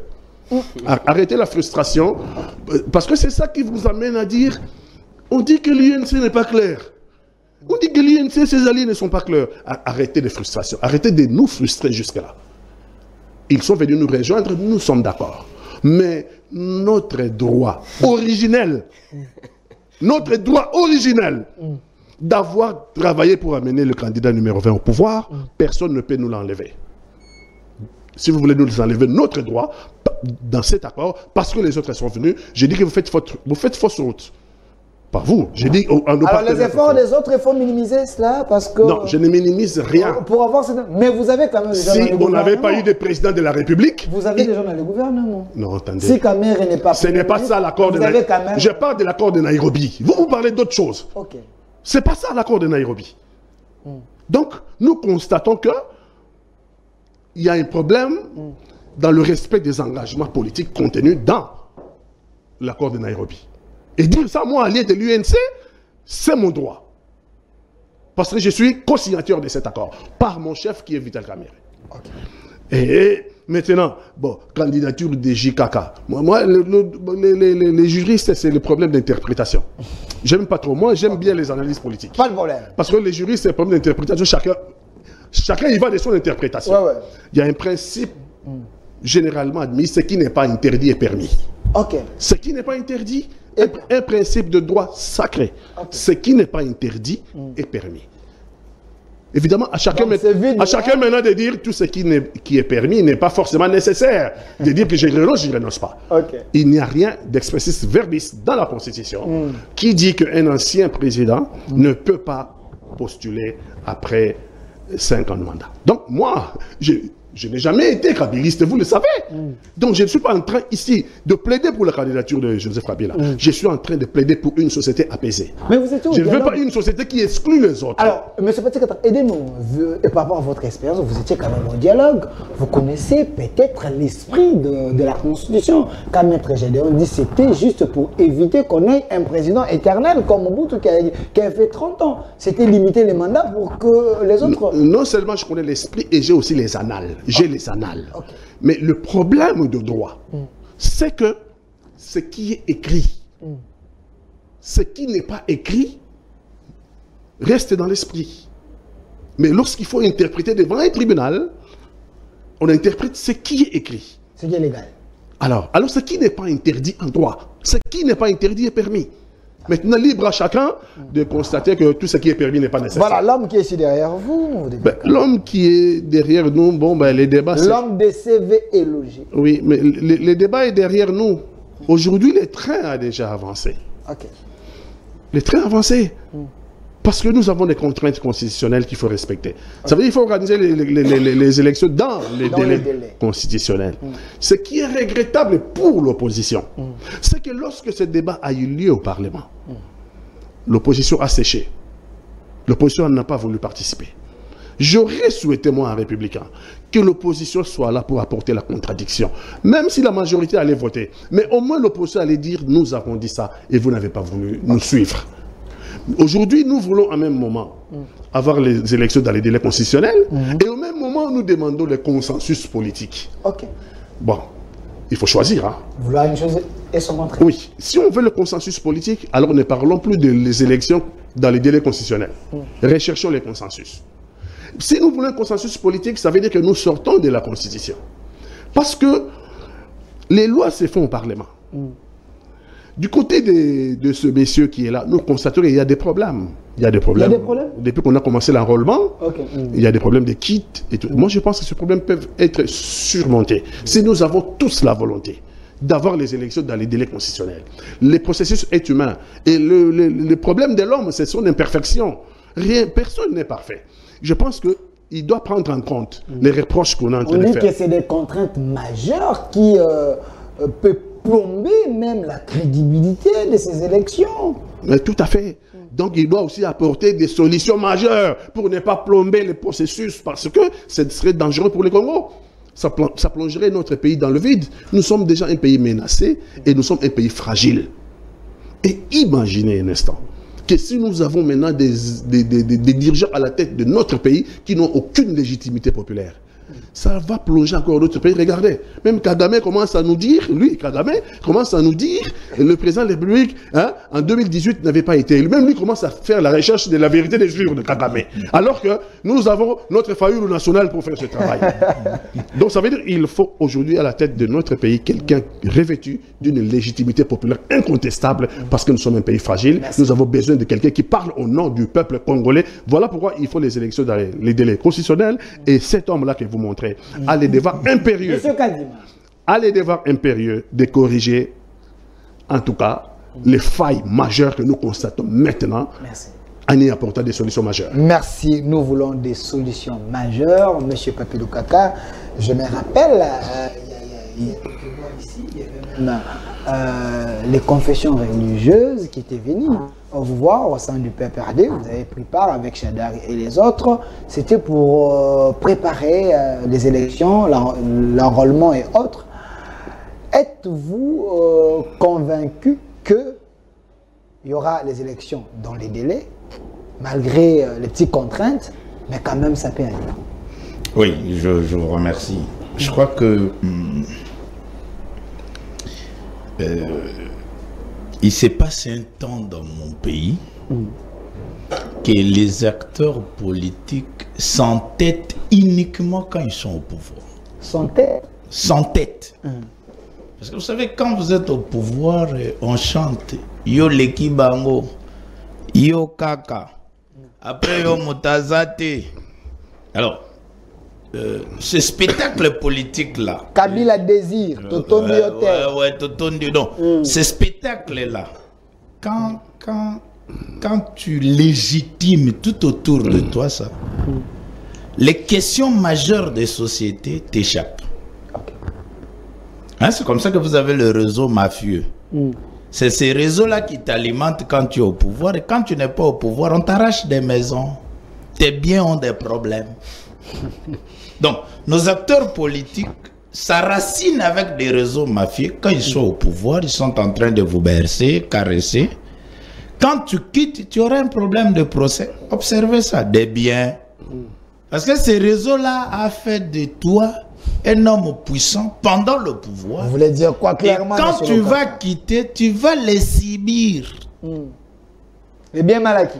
Et donc, je participais avec l'éminence Dodo Kamba. Et puis, mon parti a émis un point de vue de sa normalisation. C'est comme l'a dit cher aîné Pati, et Maître l'a relevé, que c'est un homme très intelligent. Je sais, mon pays a un problème. Là où il y a les intelligences, le pays n'en utilise pas. Sous d'autres cieux, j'étais en Chine et partout aux États-Unis, les gens intelligents ne blaguent pas avec eux. Il y a même des blancs qui disaient, petit, tu peux partir chez nous dans peu de temps, on peut te faire président. Donc des gens intelligents sont négligés que dans mon pays. Entre guillemets, on utilise aussi d'autres. L'intelligence, c'est quelque chose qu'on protège. Pendant 60 ans, on ne peut pas s'entêter au sommet de l'État. Parce que la chose est déclarée, dite publique. Tu gères la chose publique.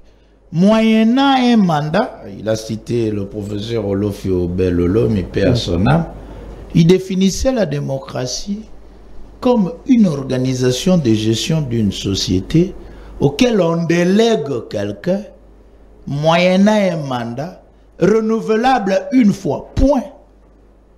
Et donc une chose publique que tu es parti moyennant un mandat renouvelable une fois, après tu observes cette chose publique dont toi tu étais parti. Donc ça ne t'appartient pas. Vous savez que 450 tribus, nous ne sommes pas un royaume. Même les biens que tu as, ça peut poser un problème si tu n'as pas ce mandat aussi. Parce que quand tu as le mandat, tu fais un effort de les protéger. Mais quand tu n'en as pas, les autres aussi peuvent récupérer ça aussi. D'où la nécessité de gérer ça scientifiquement, moralement, statutairement par rapport aux lois et aux normes.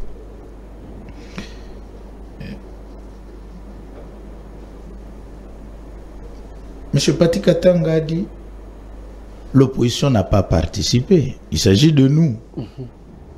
La loi électorale a posé un problème. Comme il y a eu transhumance, ce que Maître a parlé, M. Pati devrait intégrer le FCC avec un accord politique de gestion. N'ayant pas obtenu la majorité parlementaire, c'est-à-dire le président de la République, chef de l'État, est élu président de la République, mais sans la majorité parlementaire. Et donc, le deuxième accord politique, qui par transhumance n'a pas été respecté. Le FCC, mon camp, a fait le silence. Alors, maintenant, vous sentez qu'il attaque le président Mbosso et Bahati, parce qu'ils ont fait la transhumance. Il ne veut pas qu'il y ait la frustration. Non, parce que c'est comme ça. Ils se sont battus pour les candidats, ils en revanche. Il y a une forme de l'ingratitude, si je comprends. C'est comme ça que je dis la normalisation de la vie publique en RDC. Parce que ça pose un problème. Alors, est-ce qu'il faut parler de l'accord du FCC face à la majorité parlementaire qui a... Là encore, je médite, parce que je ne peux pas. La loi électorale. Et puis, vous avez le pouvoir organisateur. C'est-à-dire l'État congolais. Par deux institutions. Une s'appelle Institution Appui à la démocratie. CENI. Qu'on appelle la CENI. Qui, naturellement, par sa composition... Donnez-moi le logo de la CENI. Le PPRD, mon parti, continue à réclamer sa participation. Mais il y a Didier Manara. Je salue mon cher René Manara. Oui, mais le PPRD, je le salue. Mais le PPRD continue. Et personne ne peut atteindre ses cahiers de charges par composition. De deux, une institution qui n'est pas juridique, maître. Une institution politique. J'ai étudié le droit constitutionnel et les institutions politiques. La Cour constitutionnelle de mon pays, une institution, mon cher René Pati a dit, on fait les analyses politiques, scientifiques et juridiques. Souvent, on évite, on fait un peu de la philosophie politique souvent pour atténuer les sensibilités. Et la sociologie politique. Généralement, quand vous me suivez, j'évoque souvent la sociologie politique et la philosophie pour ne pas toucher les intégristes. Mais la Cour constitutionnelle, c'est une institution politique. Comment? Par sa composition. D'accord. Les juges de la Cour constitutionnelle proviennent comment? Et sa manière de fonctionner. Mais non, il faut les élections libres, démocratiques et apaisées. Alors, la CENI reçoit les candidatures. La Cour constitutionnelle va les traiter. Voilà. Les deux institutions, au départ, avant les élections, poseraient des problèmes dans son fonctionnement, dans sa normalisation. Alors, vous vous rendez compte que les gens qui posent un problème sur la Cour constitutionnelle, mais le débâcle des élections chute où? Quand la CENI va prononcer, ça va chuter où? À la Cour, attends, à la Cour constitutionnelle. Maintenant, cette Cour, on ne peut pas s'entêter. Cette Cour-là, avant d'aller aux élections, par sa composition, j'en ai parti, et maître très intelligent de l'opposition, ils ont des problèmes pour la Cour constitutionnelle. Pas encore le PPRD de l'opposition. Ils ont des problèmes de la composition de la Cour constitutionnelle. Ils ont des problèmes de la composition de la CENI. Bon. Et maintenant vous dites, allons aux élections. Oui, le devoir est civique. Merci. Comme Congolais. Merci. On s'enrôle. Merci. Nous partons aux élections. Mais vous savez, la Côte d'Ivoire a eu des problèmes. Hein? Ivoiriens de père et de mère. Les et où. Vous savez que deux petites choses. Et où. Merci. A fait des blégoudés, des prisonniers. Je veux revenir vers vous. Le problème du Congo ici, c'est quand ça commence. Son Excellence, Monsieur le Président de la République, c'est un homme de paix. Et que la gestion de la cité et à sa charge. Je crois que cher aîné Pati a dit, il faut le consensus politique. Qui vont aux élections? C'est les acteurs politiques. Et qui sont ces acteurs politiques? Des acteurs politiques majeurs. Le président Kabila, ancien président de la République, merci. C'est un allié majeur du président Irrédoutable. Tshisekedi est chef de l'État. Merci, merci. Donc, nous irons aux élections d'un pays qui nous appartient. Merci. Et lui ne doit pas échouer quand il organise. Merci, merci, monsieur Papi Lokaka. Une fois, vous m'avez dit ici, Tshisekedi est élu de manière locale. Parce que lors de son élection, même les États-Unis et l'Union africaine n'étaient pas d'accord. Le président Kagame aussi était contre. Il est venu empêcher la proclamation du résultat. Donc, il doit faire confiance aux locaux. Aux locaux. Merci. Alors, je vais revenir vers vous. Maître Gédéon Kolela, vous êtes de l'Union sacrée. J'aime bien ces débats, ces castings, parce qu'il y a des têtes. Hein, donc, on réfléchit pays. Est-ce qu'il ne faut pas donner les opposants raison aujourd'hui? C'est qu'on a vu le samedi dans les bureaux, c'est un spectacle désolant, de mauvais goût. Les machines qui s'est bloquées, les centres où il n'y avait pas de machines, on ne comprend pas. Ça, c'est un spectacle de Kadine. Vous savez pourquoi je rigole? Vous m'avez donné les deux co-débatteurs qui ont un conscient intellectuel élevé. Mais du coup, il relie aussi les pensées de ceux qui ont un conscient émotionnel élevé et social élevé. Alors que ce sont des questions liées à l'avenir du pays. Donc, vous savez, la démocratie en elle-même, c'est un cadre par excellence où on doit restituer le pouvoir aux citoyens qui le veulent eux-mêmes pour jouer un rôle décisif et déterminant dans la prise de décision. C'est pour ça que l'enjeu, en fait, c'est quoi? C'est le partage de pouvoir décisionnel. Lorsque le peuple n'est pas là, c'est ça que Tshisekedi le vieux avait dit, le peuple d'abord. C'est-à-dire que le pouvoir revient au peuple. Maintenant, ce peuple-là exerce ce pouvoir d'une manière directe ou encore d'une manière indirecte. Donc, d'une manière indirecte, c'est que eux-mêmes, ils nous ont donné les élus que nous avons aujourd'hui. Et c'est là où se passe de tout. Parce que la CENI, il est l'émanation du Parlement. Même quand il parle, j'ai aimé. Parce que la politique reste toujours la source du droit. Ok. Donc, parce qu'en politique, nous avons des faits.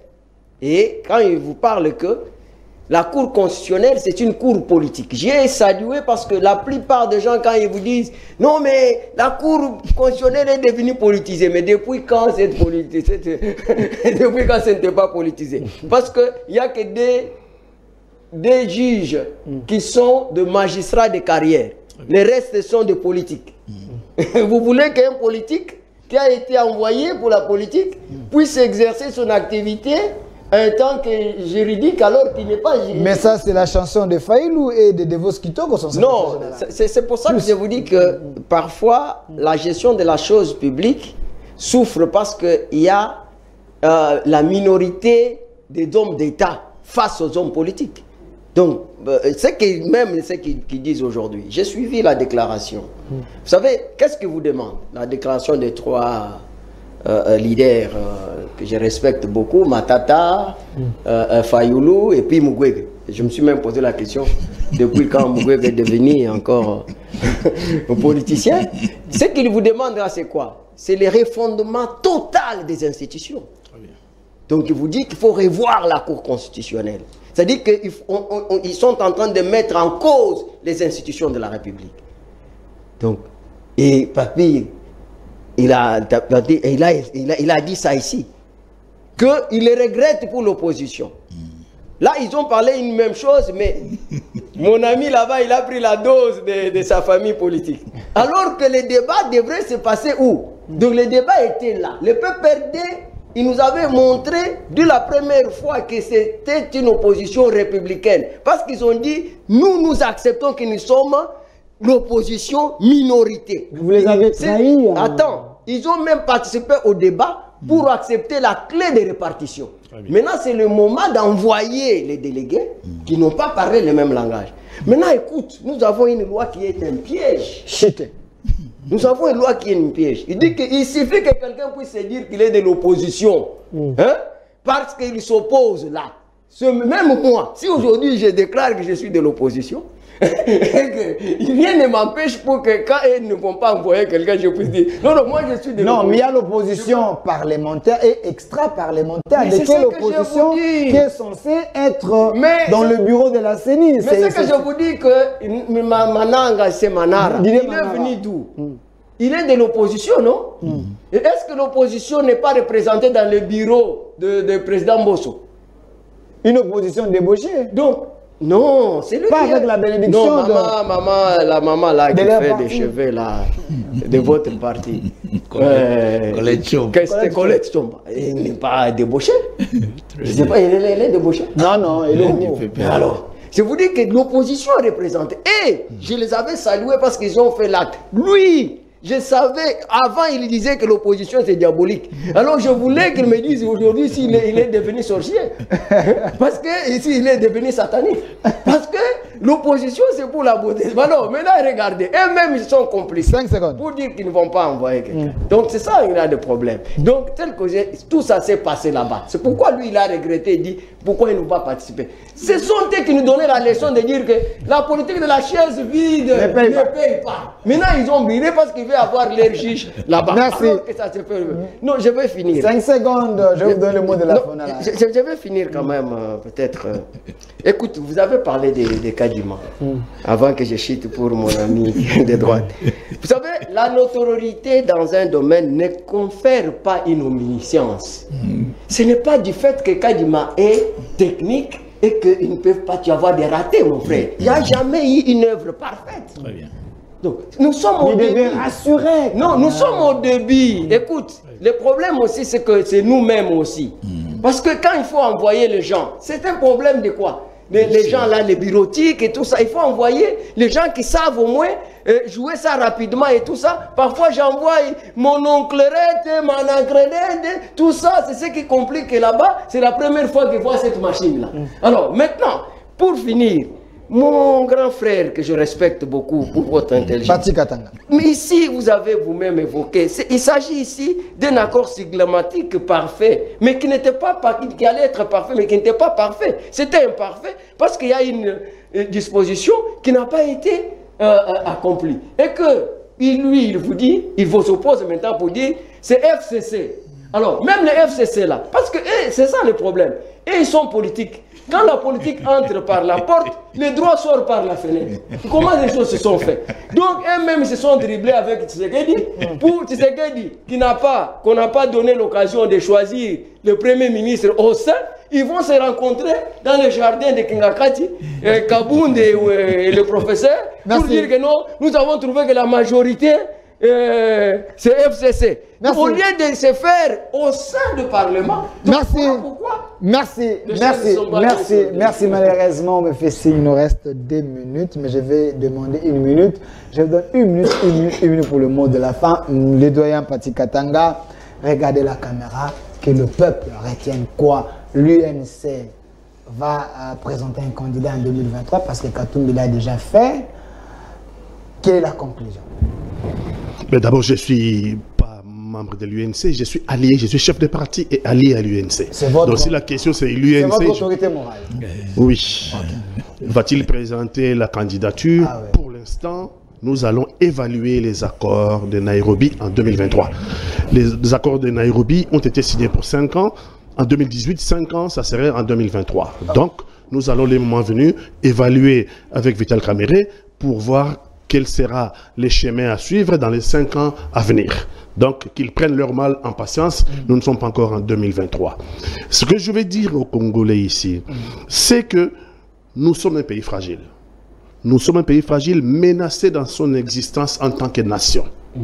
Et donc, nous avons intérêt à montrer que nous sommes à la hauteur, nous, la classe politique, que nous sommes à la hauteur de gérer cet espace qui est le Congo. Nous ne sommes pas seuls, les gens sont en train de nous regarder pour voir si nous sommes à la hauteur, nous, la classe politique. Le Congo est au centre des enjeux. Le Congo est le réservoir mondial de minerais stratégiques. Le Congo est au centre notamment des enjeux climatiques. Le Congo est un pays important dans le monde. On ne peut pas faire comme si nous étions dans une autarcie où le Congo peut se permettre de faire n'importe quoi. Non, le Congo est dans le concert des nations. Donc nous devons être à la hauteur. La classe politique congolaise doit se montrer au cours de ce débat qui va s'ouvrir pour l'élection présidentielle, doit se montrer à la hauteur des enjeux. Parce que les autres sont en train de nous piéger, sont en train de nous regarder pour savoir si nous sommes à la hauteur. À la CENI, je vais dire ceci, et c'est d'une responsabilité collective de tous les Congolais. Nous serons au 4e processus électoral. 2006, 2011, 2018, 2023. Nous en serons au 4e processus. Premier processus, il y a eu des contestations. Jean-Pierre Bemba contre Kabila Joseph. Deuxième processus, contestation. Etienne Tshisekedi contre Joseph Kabila. Troisième processus, Fayoul recherche toujours jusqu'aujourd'hui la vérité des urnes. On ne peut pas se permettre encore un autre chaos électoral. Cela mettrait notre pays en danger. C'est de la responsabilité collective. Merci, M. Pati Ikatanga. M. Papilo Kaka, respectez vraiment 1 minute. On conclut avec vous que le public puisse retenir quoi de votre passage, une orientation. Oui, je vous remercie. Je prends Maître Kolela sur le peuple. Donc, Maître, le débat républicain, le peuple, oui. C'est le souverain primaire, la population, oui. Mais à ce niveau-là, la démocratie est dans le style indirect. Ça se fait par des courtiers qu'on appelle les partis politiques. Donc il y a une démocratie définie, généralement. Hein? On se met d'accord dans ça. Une démocratie définie, qui n'est pas directe. Hein? Il est permis au chef de l'État de parler directement aux gens comme de Mbandakala. Il a parlé que non, tu vas à une grande province comme ça qui n'a pas un ministre. Et puis il s'étonne, tu vois. Création d'un service d'intelligence. Avant la nomination, tu dis les 25 provinces d'abord. Tu vois. C'est sérieux que vous avez un peuple, toute une province. Pendant les années, ils n'ont pas de ministre. Les fils. Tu vois. C'est dangereux. Peu importe le parti politique. C'est important. Tu vois ça. Et au sommet de l'État, comme ça, c'est un problème. C'est tout un problème. Et donc, la démocratie, c'est indirect. Ici. Par ces courtiers politiques des partis politiques. Alors, il faut les normaliser. C'est notre pays. Salut, ce que René Pati a dit ici. Il faut un consensus de la classe politique. Une année, c'est impossible, je te dis. Mais il faut un consensus. Il faut un consensus politique de la classe politique. Parce que les acteurs qui opèrent en politique, donc le ONGD non gouvernemental, même s'ils sont de la société civile, mais le législateur a fait qu'il y ait des acteurs politiques. C'est comme ça qu'on crée des associations comme mission, étudier la politique et participer. Donc il faut réunir, pour aller aux élections des acteurs politiques, j'insiste, réunissez la classe politique pour des élections apaisées. De deux. Donc un dialogue politique et consensuel pour sauver le processus. De deux, nous avons la guerre. Okay. Et puis, vous savez, 5 secondes. Hier, vous m'aviez dit ça. Ça fait 10 ans que moi, je réclame la carte d'identité. 10 ans dans mon pays. Un pays qui va aux élections sans identifier qui seront les participants. Merci. La citoyenneté de ce pays. Merci. Alors, merci. On est vraiment là. Il y a un petit mot pour mon cher René Kadima. Okay. Très intelligent de la CENI. S'il ne faut pas avoir 2000 informaticiens de l'ISIPA, est-ce qu'il y a vraiment un problème d'écrire vraiment aux responsables de l'ISIPA que vous avez formé combien d'informaticiens? Envoie-moi 2000 informaticiens. Merci. Est-ce que c'est un problème? Merci. Je suis journaliste, j'essaie de voir, mais c'est terrible. Il y a des gens qui ne maîtrisent même pas la machine là. Comment prendre la photo, c'est compliqué. C'est comme s'il y a eu des amateurs là-bas, mais je ne sais pas s'ils sont passés par une formation, mais il y a à revoir. parce que ces processus, nous voulons que ce processus soit crédible pour qu'on évite les dangers. Il faut qu'il y ait des élections apaisées. En tant que journaliste, on est censé placer un mot. Alors, Maître Gédéon, le mot de la fin, on retient quoi? Une orientation en conclusion. Bon, ce que vous venez de dire, je pense que nous fustigeons tous, parce que nous ne voulons pas, c'est pas négatif, d'une politique archaïque, de vouloir maintenir le genre dans un système qui n'avance pas. Vous voyez, il faut qu'il y ait des lancées novatrices pour que ceux qui seront élus puissent effectivement être les gens qui méritent, les gens qui vont nous amener des propositions, qui vont créer l'écosystème structurel. Nous avons besoin de ça. Mais moi, je dirais qu'il est temps. Vous savez, ça fait depuis l'accession de notre pays à la souveraineté nationale, les querelles politiciennes entre le pouvoir, l'opposition, la fracture entre la société civile et cette classe politique a eu des conséquences majeures. L'augmentation de l'ignorance. Donc, il y a l'absence totale du patriotisme. Vous voyez, et il faut que cette fois-ci, donc, qu'on puisse avoir des hommes d'État qui doivent penser effectivement à une émergence d'une génération. Merci. Merci, Maître Gédéon Kolela. Merci à vous également, fidèles téléspectateurs. Vraiment autant de messages. Merci à vous parce que vous nous considérez, vous nous suivez. C'est votre chaîne, SS Télévision, le reflet de tout un peuple, la chaîne de la Maman Nationale. Sur ce plateau, j'étais avec M. Pati Katanga, lui qui est résistant Maïmaï. Il est de l'Union Sacrée, allié de l'UNC, mais il aime bien le débat républicain. Il dit la vérité pour que les choses s'arrangent, pour que le Congo aille de l'avant. Et à côté de lui, Maître Gédéon Kolela, éclectique, il est de l'Union Sacrée. Merci pour ce que vous avez